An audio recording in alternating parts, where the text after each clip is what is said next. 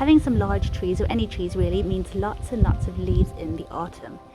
And I do like to leave them as naturally as possible, like where they fall, but when they cover the grass like this, it gives me an opportunity just to collect them and bag some of them up so I can make what's also known as gardener's gold, leaf mould.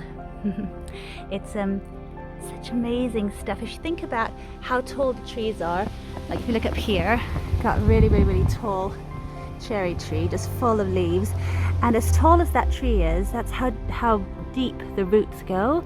And so all the nutrients pulling up from deep down in the ground goes up into these leaves, and when they fall, we can collect them and then get all that nutrition, all those nutrients that's stored away, get them back into the soil.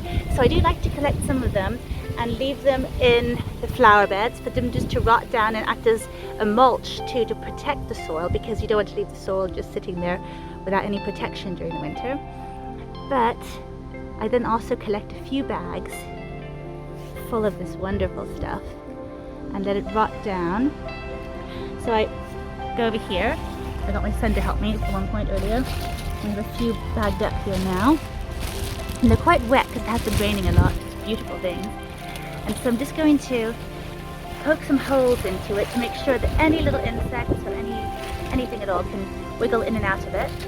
And then I'm going to hide it away in some bushes, really, because if I had a bigger garden, which I would love to have, I could make a little area to collect all these and make lots and lots of it. But I only have a small place, so I'm going to hide the bags into some bushes and shrubs for a year or two, probably just a year, and then that should really help it completely rot down and decompose and become this wonderful leaf mold, which is just such a great conditioner for the ground and for plants in general.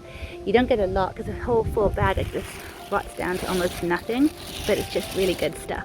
So I'm gonna get on with doing it, get my little boy to help me, get my other two boys to help me too. Lots of helpers makes light work, so I'll get going with that. It's half term now, so I've got lots of helpers at home, and we'll get some made, hopefully.